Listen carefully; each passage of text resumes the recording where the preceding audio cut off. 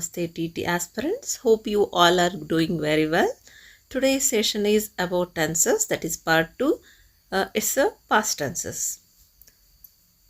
ನಾವು ಇವತ್ತು ಮೊದಲನೇದಾಗಿ ಪಾಸ್ಟ್ ಟೆನ್ಸ್ಗಳ ಬಗ್ಗೆ ಏನು ಮಾಡೋಣ, ಅಧ್ಯಯನವನ್ನು ಮಾಡೋಣ. ಪಾಸ್ಟ್ ಟೆನ್ಸ್ ಅಂದರೆ ಭೂತಕಾಲ ಅಂತ.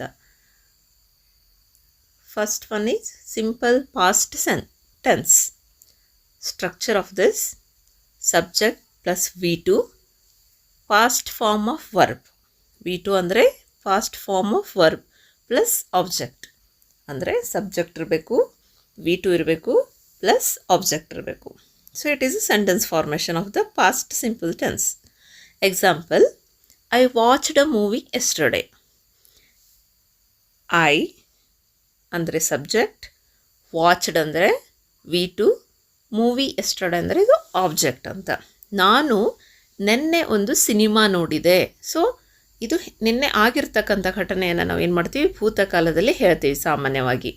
ಸೊ ಇದನ್ನು ಹೇಗೆ ಯೂಸ್ ಮಾಡ್ತೀವಿ ಅಂದಾಗ, completed action in the past ಅಂದರೆ ಈಗಾಗಲೇ ಕ್ರಿಯೆ ಆಗಿರೋದನ್ನು ಹೇಳ್ತಕ್ಕಂಥದ್ದು. Actions that happened once or repeatedly in the past ಅಂದರೆ ಒಂದು ಸಲ ಅಥವಾ ಪದೇ ಪದೇ ಆಗ್ತಾ ಇರ್ತಕ್ಕಂಥ ಒಂದು ಕ್ರಿಯೆಯನ್ನು, ಹಿಂದೆ ಆಗಿರ್ತಕ್ಕಂಥ ಒಂದು ಕ್ರಿಯೆ ಏನೇನು ಮಾಡ್ತೀವಿ ಅಂದರೆ ಪಾಸ್ಟ್ ಸಿಂಪಲ್ ಟೆನ್ಸಲ್ಲಿ ನಾವು ಹೇಳ್ತೀವಿ ಅಂತ. ಎಕ್ಸಾಂಪಲ್ಸ್ ನೋಡೋದಾದರೆ, she visited Har grand mother last week. ಅವಳು ಕಳೆದ ವಾರ ಅಜ್ಜಿ ಮನೆಗೆ ಹೋದಳು. She visited Har grand mother last week. ಅವಳು ಕಳೆದ ವಾರ ಅಜ್ಜಿ ಮನೆಗೆ ಹೋದಳು ಅಂತ. ನೆಕ್ಸ್ಟ್ ಎಕ್ಸಾಂಪಲ್ ನೋಡೋದಾದರೆ, ದೇ ಪ್ಲೇಡ್ ಕ್ರಿಕೆಟ್ ಎಸ್ಟರ್ಡೇ. ಅವರು ನಿನ್ನೆ ಕ್ರಿಕೆಟ್ ಆಡಿದರು. ಅಂದರೆ ಇದು ನಿನ್ನೆ ಆಗಿರ್ತಕ್ಕಂಥ ಘಟನೆ. ಸೊ ಇದಕ್ಕಿಂತ ಮುಂಚೆ ಅಂದರೆ ನಿನ್ನೆ ಮೊದಲು ಆಗಿರ್ತಕ್ಕಂಥ ಘಟನೆಗಳನ್ನು ನಾವೇನು ಮಾಡ್ತೀವಿ, ಭೂತಕಾಲದಲ್ಲಿ ಹೇಳ್ತೀವಲ್ಲ. ಸೊ ಇಲ್ಲಿ ನಾವು ದೇ ಅನ್ನೋದು ಸಬ್ಜೆಕ್ಟು, ಪ್ಲೇಡ್ ಅನ್ನೋದು V2, ಕ್ರಿಕೆಟ್ ಎಸ್ಟರ್ಡೇ ಅನ್ನೋದು ಆಬ್ಜೆಕ್ಟ್ ಆಗಿ ಬರುತ್ತೆ. ಸೊ ಇದ್ರ structure subject plus V2 plus object ಅಂತ. Next past continuous tense. ಇದರ ಸ್ಟ್ರಕ್ಚರ್ ಬಂದುಬಿಟ್ಟು subject plus was or were plus V1 plus ING plus object. ಈ ರೀತಿಯಾಗಿ ಇದ್ರ ಸ್ಟ್ರಕ್ಚರ್ ಇರುತ್ತೆ. ವಾಸ್ ಅಂದರೆ ಸಿಂಗುಲರ್ ಇದ್ದಾಗ ಹಚ್ತೀವಿ, ವರ್ ಅಂದರೆ ಪ್ಲೂರಲಲ್ಲಿ ಬಳಸ್ತೀವಿ ನಾವು ಅಂತ. Example: he was reading a book. He was reading a book. ಇಲ್ಲಿ ಆರ್ಟಿಕಲ್ಗಳನ್ನು ಕೂಡ ನೀವು ಗಮನಿಸ್ಬೋದು. ಈಗಾಗಲೇ ನಾವು ಕಲ್ತಿರ್ತಕ್ಕಂಥ ಆರ್ಟಿಕಲ್ಸು ಮತ್ತು ಪಾರ್ಟ್ಸ್ ಆಫ್ ಸ್ಪೀಚ್ಗಳನ್ನು ಕೂಡ ನೀವಾಗಿ ಗೆಸ್ ಮಾಡ್ತಾ ಹೋಗಬೇಕು. ಸೊ ಒಂದು ಟಾಪಿಕ್ ಕಲಿತಾಗ ಇನ್ನೊಂದು ಕಲಿಯುವಾಗ ಅದನ್ನು ರಿಮೈಂಡ್ ಮಾಡ್ತಾ ಹೋದರೆ ನಮಗೇನಾಗುತ್ತೆ ಅಂದರೆ ಭಾಳ ದಿನಗಳವರೆಗೂ ಆ ಕಾನ್ಸೆಪ್ಟು ಮರ್ತು ಹೋಗಲ್ಲ ಅಂತ. ಸೊ ಈಗಾಗಲೇ ನಾವು ಪಾರ್ಟ್ ಆಫ್ ಸ್ಪೀಚ್ ಓದಿದ್ದೀವಿ, ಆರ್ಟಿಕಲ್ಸ್ಗಳನ್ನು ಓದಿದ್ದೀವಲ್ಲ, ಅದನ್ನು ಟೆನ್ಸಸ್ ಓದುವಾಗ ಅಪ್ಲೈ ಮಾಡ್ತಾ ಏನು ಮಾಡಬೇಕು ಅಂದರೆ ರಿಯಲೈಸ್ ಮಾಡಿಕೊಂಡು ರಿಮೈಂಡ್ ಮಾಡಿಕೊಂಡು ಹೋದರೆ ಅದು ತುಂಬ ದಿನ ಲಾಂಗ್ ಟೈಮಲ್ಲಿ ಮೆಮೊರಿಯಲ್ಲಿರುತ್ತೆ ಅಂತ, ಮಸಲ್ ಮೆಮೊರಿ ಬಿಲ್ಡ್ ಆಗುತ್ತೆ ಅಂತ. ಸೊ ಇಲ್ಲಿ he was reading A book ಅಂದರೆ ಅವನು ಪುಸ್ತಕ ಓದುತ್ತಿದ್ದ. ಸೊ ಪಾಸ್ಟಲ್ಲಿ ಯಾರ್ದೋ ಒಂದು ಕೆಲಸ ನಡೀತಾ ಇರುತ್ತಲ್ಲ, ಹಿಂದೆ ಆ ಕೆಲಸ ನಡೀತಾ ಇರುತ್ತಲ್ಲ, ಅದನ್ನು ನಾವೇನಂತ ಕರಿತೀವಿ ಅಂದರೆ ಪಾಸ್ಟ್ ಕಂಟಿನ್ಯೂಯಸ್ ಟೆನ್ಸ್ ಅಂತ ಕರಿತೀವಿ. Used to describe an action going on at a particular time in the past. ಅಂದರೆ ಒಂದು ಪರ್ಟಿಕ್ಯುಲರ್ ಸಮಯದಲ್ಲಿ, ಒಂದು ನಿರ್ದಿಷ್ಟ ಸಮಯದಲ್ಲಿ ಆ ಒಂದು ಕ್ರಿಯೆ ನಡೀತಾ ಇರುತ್ತೆ ಅಲ್ವಾ ಹಿಂದೆ, ಅದನ್ನು ನಾವೇನಂತೀವಿ ಪಾಸ್ಟ್ ಕಂಟಿನ್ಯೂಸ್ ಟೆನ್ಸಲ್ಲಿ ಬಳಸ್ತೀವಿ ಅಂತ. To show two actions happening simultaneously ಅಂದರೆ ಎರಡು ಕ್ರಿಯೆಗಳು ಒಂದೇ ಸಲ ನಡೀತಾ ಇರೋದನ್ನು ನಾವೇನು ಮಾಡ್ತೀವಿ ಅಂತಂದರೆ ಪಾಸ್ಟ್ ಕಂಟಿನ್ಯೂಸ್ ಟೆನ್ಸ್ಗಳನ್ನು ಬಳಸ್ತೀವಿ ಅಂತ. ಎಕ್ಸಾಂಪಲ್ಗಳನ್ನು ನೋಡೋದಾದರೆ, I was cooking while he was watching TV. ಅವನು TV ನೋಡುತ್ತಿದ್ದಾಗ ನಾನು ಅಡುಗೆ ಮಾಡುತ್ತಿದ್ದೆ. ಇಲ್ಲಿ ಎರಡು ಕ್ರಿಯೆಗಳು ಎಟ್ ಎ ಟೈಮ್ ನಡೀತಾ ಇದೆ, ಸೈಮಲ್ಟೇನಿಯಸ್ಲಿ ಅಂತ ಕರೀತಾರೆ ಇದನ್ನು. ಸೊ ಸೈಮಲ್ಟೇನಿಯಸ್ಲಿ ನಡೀತಿರ್ತಕ್ಕಂಥ ಕೆಲಸಗಳಲ್ಲಿ ನಾವೇನು ಮಾಡ್ತೀವಿ ಅಂದರೆ ಪಾಸ್ಟ್ ಕಂಟಿನ್ಯೂಯಸ್ ಟೆನ್ಸ್ಗಳನ್ನು ಬಳಸ್ತೀವಿ ಅಂತ. The children were playing outside. ಮಕ್ಕಳು ಹೊರಗೆ ಆಟವಾಡುತ್ತಿದ್ದರು, ಮೀನ್ಸ್ ಅವರು ಆ ಸಮಯದಲ್ಲಿ ಆಟವಾಡ್ತಾಯಿದ್ರು ಅಂತ. The children were playing outside ಅಂದರೆ ವರ್ ಅನ್ನೋದು ಇದು V2 form. Playing V1 plus ING ಅನ್ನು ಹಚ್ಚಬೇಕಂತ ಹೇಳಿದ್ವಲ್ಲ ಸ್ಟ್ರಕ್ಚರಲ್ಲಿ ಅದು. ಪಾಸ್ಟ್ ಪರ್ಫೆಕ್ಟ್ ಟೆನ್ಸ್ ಇದ್ರ ಸ್ಟ್ರಕ್ಚರ್ ಬಂದ್ಬಿಟ್ಟು subject plus had plus V3 plus object. Example, she had finished Har homework before dinner. ಇಲ್ಲಿ subject important ಆಗುತ್ತೆ, she ಇದೆ. ಪರ್ಫೆಕ್ಟ್ ಅಂದಾಗ ಇಲ್ಲಿ ಹ್ಯಾಡ್ ಬರುತ್ತೆ, ಇದು ನೆನ್ಪಿಟ್ಕೋಬೇಕು ನಾವು. ಹ್ಯಾಡ್ ಫಿನಿಶ್ಡ್ V3 ಇದು ಫಿನಿಶು V1, ಫಿನಿಶ್ಡ್ V3. ಹರ್ ಹೋಮ್ವರ್ಕ್ ಬಿಫೋರ್ ಡಿನ್ನರ್ ಅಂದರೆ ಅವಳು ಊಟದ ಮೊದಲು ಗೃಹ ಕಾರ್ಯ ಮುಗಿಸಿದ್ದಳು, ಆಲ್ರೆಡಿ ಮುಗಿಸಿದ್ದಾಳೆ. ಸೊ ಆಲ್ರೆಡಿ ಮುಗ್ದು ಹೋಗಿರೋ ಕ್ರಿಯೆಯನ್ನು ನಾವು ಏನು ಮಾಡ್ತೀವಿ ಅಂದರೆ ಪಾಸ್ಟ್ ಪರ್ಫೆಕ್ಟ್ ಟೆನ್ಸಲ್ಲಿ ಬಳಸ್ತೀವಿ. To show one action completed before another past action ಅಂದರೆ ಹಿಂದೆ ಒಂದು ಕ್ರಿಯೆ ಮುಗ್ದು ಹೋಗಿದೆ, ಇನ್ನೊಂದು ಕ್ರಿಯೆ ಮುಗ್ದಿರೋಕ್ಕಿಂತ ಮುಂಚೆ ಅಂತ ಹೇಳೋ ಸಮಯದಲ್ಲಿ ನಾವೇನು ಮಾಡ್ತೀವಿ ಅಂದರೆ ಈ ಒಂದು ಪಾಸ್ಟ್ ಪರ್ಫೆಕ್ಟ್ ಟೆನ್ಸನ್ನು ಹೇಳ್ತೀವಿ. ಇನ್ನೂ ಒಂದಿಷ್ಟು ಎಕ್ಸಾಂಪಲ್ ನೋಡಿದ್ರೆ ನಿಮಗೆ ಬೇಗ ಸುಲಭವಾಗಿ ಅರ್ಥ ಆಗುತ್ತೆ. ಎಕ್ಸಾಂಪಲ್ಸ್ಗಳನ್ನು ನೋಡೋಣ. When I reached the station the train had left. ನಾನು ನಿಲ್ದಾಣ ತಲುಪಿದಾಗ ರೈಲು ಹೋಗಿತ್ತು.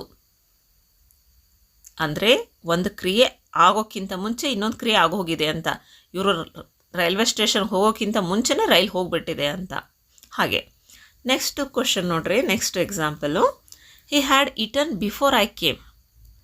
ನಾನು ಬರುವ ಮುನ್ನ ಅವನು ಊಟ ಮಾಡಿದ್ದ. ಸೊ ಈಗಾಗಲೇ ಒಂದು ಕ್ರಿಯೆ ಆಗೋಗಿದೆ, ಇನ್ನೊಂದು ಕ್ರಿಯೆ ಆಗಿರೋಕ್ಕಿಂತ ಮುಂಚೆನೇ ಅನ್ನೋ ಹೇಳೋ ಸಮಯದಲ್ಲಿ ನಾವು ಪಾಸ್ಟ್ ಪರ್ಫೆಕ್ಟ್ ಟೆನ್ಸನ್ನು ಬಳಸ್ತೀವಿ. Next past perfect continuous tense. ಇವು ಸ್ವಲ್ಪ ಪಾಸ್ಟ್ ಪರ್ಫೆಕ್ಟ್ ಕಂಟಿನ್ಯೂಸ್ ಟೆನ್ಸು ಮತ್ತು ಪಾಸ್ಟ್ ಕಂಟಿನ್ಯೂಸ್ ಟೆನ್ಸ್ ಇವು ಸ್ವಲ್ಪ ಕನ್ಫ್ಯೂಷನ್ ಆಗುತ್ತೆ, ಗಮನ ಕೊಟ್ಟು ನೋಡಿ. Subject plus had been plus V1 plus ING plus object, ಇದು ಇದರ ಸ್ಟ್ರಕ್ಚರ್. ಈ ಸ್ಟ್ರಕ್ಚರ್ಗಳನ್ನು ನೀವು ಚೆನ್ನಾಗಿ ಒಂದು ಕಡೆ ಬರೆದು ಪೇಸ್ಟ್ ಮಾಡಿ ದಿನ ನೋಡ್ತಾ ಹೋದರೆ ತಲೆಯಲ್ಲಿ ಅದು ಫಿಟ್ ಆಗಿಬಿಡುತ್ತೆ. ನಿಮ್ಮ ಮಸಲ್ಸ್ ಮೆಮೊರಿ ತುಂಬ ಸ್ಟ್ರಾಂಗಾಗಿ ಬಿಲ್ಡ್ ಆಗುತ್ತೆ ಅಂತ. ಎಕ್ಸಾಮ್ಗಳಲ್ಲೆಲ್ಲ ಇದು ತುಂಬ ಹೆಲ್ಪ್ ಆಗುತ್ತೆ.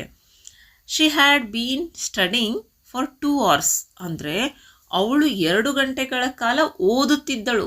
ಕ್ರಿಯೆ ನಡೀತಾ ಇದೆ, ಯಾವಾಗ? ಪಾಸ್ಟಲ್ಲಿ, ಭೂತಕಾಲದಲ್ಲಿ. So she had been studying for 2 hours, ಅವಳು 2 ಗಂಟೆಗಳ ಕಾಲ ಓದುತ್ತಿದ್ದಳು. ಇದರ ಯೂಸ್ ನೋಡ್ರಿ. To show an action that started in the past and continued for some time before another past event. ಅಂದರೆ ಇದು ಆ್ಯಕ್ಷನ್ ಏನಾಗಿದೆ, ಪಾಸ್ಟಲ್ಲಿ ಸ್ಟಾರ್ಟ್ ಮಾಡಿರೋದು, ಅದು ಕಂಪ್ಲೀಟು ಕೂಡ ಆಗಿದೆ. ಅಂದರೆ ಮೀನ್ಸ್ ಕಂಟಿನ್ಯೂ ಆಗ್ತಾ ಇದೆ, ಇನ್ನೊಂದು ಪಾಸ್ಟ್ ಇವೆಂಟು ಆಗೋಕ್ಕಿಂತ ಮುಂಚೆನೇ ಅಂತ. ಈ ರೀತಿಯಾದಂಥ ಸಂದರ್ಭದಲ್ಲಿ ನಾವೇನು ಮಾಡ್ತೀವಿ, ಪಾಸ್ಟ್ ಪರ್ಫೆಕ್ಟ್ ಕಂಟಿನ್ಯೂಸ್ ಟೆನ್ಸನ್ನು ಬಳಸ್ತೀವಿ ಅಂತ. To show an action the started in the past and continued for some time before another past event ಅಂತ. ಇವುಗಳನ್ನು ಸ್ವಲ್ಪ ಗಮನ ಕೊಟ್ಟು ನಾವೇನು ಮಾಡಬೇಕು, ಓದ್ಕೊಳ್ಬೇಕು, ಆ ಸ್ಟ್ರಕ್ಚರನ್ನು ನೆನ್ಪಿಟ್ಕೊಳ್ಬೇಕು. ಎಕ್ಸಾಂಪಲ್ಸ್ ನೋಡೋಣ, ಇನ್ನೂ ಕ್ಲಿಯರಾಗಿ ನಿಮ್ಗೆ ಅರ್ಥ ಆಗುತ್ತೆ. Examples: they had been living in Bengaluru for 5 years. ಅವರು 5 ವರ್ಷಗಳಿಂದ ಬೆಂಗಳೂರಿನಲ್ಲಿ ವಾಸಿಸುತ್ತಿದ್ದರು. ಅಂದರೆ ಮೊದಲು ವಾಸಿಸ್ತಾ ಇದ್ರು, ಯಾವಾಗಲಿಂದ ವಾಸಿಸ್ತಿದ್ರು? 5 ವರ್ಷಗಳಿಂದ ಅಂತ. So they had been living in Bengaluru for 5 years. ಈ ರೀತಿಯಲ್ಲಿ ನಾವು ಇದನ್ನು ಬಳಸ್ತೀವಿ. Next, I had been waiting for you since morning. ನಾನು ಬೆಳಗ್ಗೆಯಿಂದ ನಿನ್ನ ಕಾಯುತ್ತಿದ್ದೆ. I had been waiting for you since morning. ಈ ರೀತಿಯಾಗಿ ಕ್ವಿಕ್ಕಾಗಿ ಒಂದು ಸಮರಿಯನ್ನು ನೋಡೋಣ. ಟೆನ್ಸು, ಹೆಲ್ಪಿಂಗ್ ವರ್ಬು, ಎಕ್ಸಾಂಪಲು, ಒಂದು Kannada meaning.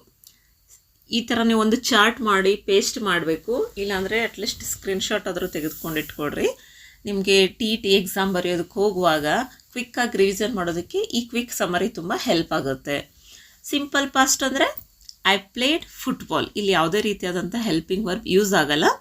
I played football, ನಾನು ಫುಟ್ಬಾಲ್ ಆಡಿದೆ ಅಂತ. ಇನ್ನು ಪಾಸ್ಟ್ ಕಂಟಿನ್ಯೂಸಲ್ಲಿ ವಾಸ್ ಅಥವಾ ವರ್ ಹೆಲ್ಪಿಂಗ್ ವರ್ಬ್ ಯೂಸ್ ಆಗುತ್ತೆ. ಐ ವಾಸ್ ರೀಡಿಂಗ್, ನಾನು ಓದುತ್ತಿದ್ದೆ. ಪಾಸ್ಟ್ ಪರ್ಫೆಕ್ಟಲ್ಲಿ ಹ್ಯಾಡ್ ಯೂಸ್ ಆಗುತ್ತೆ. ಐ ಹ್ಯಾಡ್ ಫಿನಿಶ್ಡ್, ನಾನು ಮುಗಿಸಿದ್ದೆ. ಇದು ಪಾಸ್ಟ್ ಪರ್ಫೆಕ್ಟು. ಇನ್ ಪಾಸ್ಟ್ ಪರ್ಫೆಕ್ಟ್ ಕಂಟಿನ್ಯೂಸಲ್ಲಿ ಹ್ಯಾಡ್ ಬೀನ್ ಯೂಸ್ ಆಗುತ್ತೆ. ಐ ಹ್ಯಾಡ್ ಬೀನ್ ಸ್ಟಡಿಂಗ್, ನಾನು ಓದುತ್ತಿದ್ದೆ. ಮೀನ್ಸ್ ಇಲ್ಲಿ ನಿರಂತರವಾಗಿ ಅಂತ ಶಬ್ದ ಬರುತ್ತೆ, ಅದು ಅರ್ಥ ಕೊಡ್ತಕ್ಕಂಥದ್ದು. ಹ್ಯಾಡ್ ಬೀನ್ ಸ್ಟಡಿಂಗ್ ಅಂದರೆ ನಾನು ಓದ್ತಾ ಇದ್ದೆ ಅಂದ ಹಾಗೆ. ಸೊ ಈ ರೀತಿಯಲ್ಲಿ ಈಗ ಪ್ರಾಕ್ಟೀಸ್ ಕ್ವಶನ್ಸ್ಗಳನ್ನು ನೋಡೋಣ. Fill in the blanks with correct form of verb. She dash go to school yesterday. ಇಲ್ಲಿ ಗೋ ಅನ್ನೋದು ವರ್ಬು. ಸೊ ಯಾವ V1 ಬರುತ್ತೋ, V2 ಬರುತ್ತೋ, V3 ಬರುತ್ತೋ ಅನ್ನೋದನ್ನು ನಾವಿಲ್ಲಿ ಗಮನಿಸಬೇಕು. ನೋಡೋಣ, ಟ್ರೈ ಮಾಡಿ ಆನ್ಸರನ್ನು ಹೇಳೋದಕ್ಕೆ. ಇವಾಗ ನೆಕ್ಸ್ಟ್ ನೋಡಿ, I dash wait for you when it started to rain. ಇಲ್ಲಿ ವೇಟ್ ಯಾವ ಫಾರ್ಮಲ್ಲಿ ಬರುತ್ತೆ? Verb V1, V2, V3. They dash complete their homework before the teacher came. ಇಲ್ಲಿ ಏನು ಬರುತ್ತೆ? We dash live there for 2 years before moving. Already ಈ ಥರದ್ದೇ ಎಕ್ಸಾಂಪಲ್ಸ್ಗಳನ್ನು ನಾನು ಕೊಟ್ಟಿದ್ದೀನಿ, ಬಟ್ ಇದು ಪ್ರಾಕ್ಟೀಸ್ ಕ್ವಶನ್ಸು, ನೀವು ಟ್ರೈ ಮಾಡಬೇಕು. ಓಕೆ, ಇದರ ಆನ್ಸರ್ಸ್ಗಳನ್ನು ಹೇಳೋಣವಾ? ಫಸ್ಟ್ ಇಲ್ಲಿ she went to school yesterday, ಇದು ಯಾವ ಟೆನ್ಸ್ ಇದೆ ಅಂತ ಗೆಸ್ ಮಾಡಿ ನೋಡೋಣ. ಇಲ್ಲಿ next I was waiting for you when it started to rain. They had completed their homework before the teacher came. We had been living there for 2 years before moving. So ಇಲ್ಲಿ ಮೊದಲನೇದು past simple tense, second one past continuous, third one past perfect, and fourth one past perfect continuous tense. So ಇಲ್ಲಿಗೆ ಇವತ್ತಿನ ಒಂದು session ಮುಕ್ತಾಯ ಆಯಿತು. ಹೀಗೆ ಹೊಸ ಹೊಸ ಟಾಪಿಕ್ಸ್ಗಳನ್ನು ಮಾಡ್ತಾ ಹೋಗೋಣ. ನೀವು ನಮ್ಮ ಚಾನಲನ್ನು ನೋಡ್ತಾ ಇರಿ, ಸಬ್ಸ್ಕ್ರೈಬ್ ಮಾಡಿ. ಹೀಗೆ ನಮ್ಮ ಚಾನಲ್ ಡೆವಲಪ್ ಆಗೋದಕ್ಕೆ ನಿಮ್ಮ ಸಹಕಾರ ತುಂಬ ಮುಖ್ಯ ಆಗಿರುತ್ತೆ. ನಿಮ್ಮ ಫ್ರೆಂಡ್ಸ್ಗಳಿಗೂ ಕೂಡ ಈ ವಿಡಿಯೋಗಳನ್ನು ಶೇರ್ ಮಾಡಿ. ಆದಷ್ಟು ಇನ್ನೂ ಹೊಸ ಹೊಸ ಒಂದು ಟಾಪಿಕ್ಸ್ಗಳನ್ನು ಮಾಡ್ತಾ ಹೋಗೋಣ. ನಿಮ್ಮ ಎಕ್ಸಾಮ್ವರೆಗೂ ಆದಷ್ಟು ಗ್ರಾಮರನ್ನು ಕವರ್ ಮಾಡ್ತೀನಿ.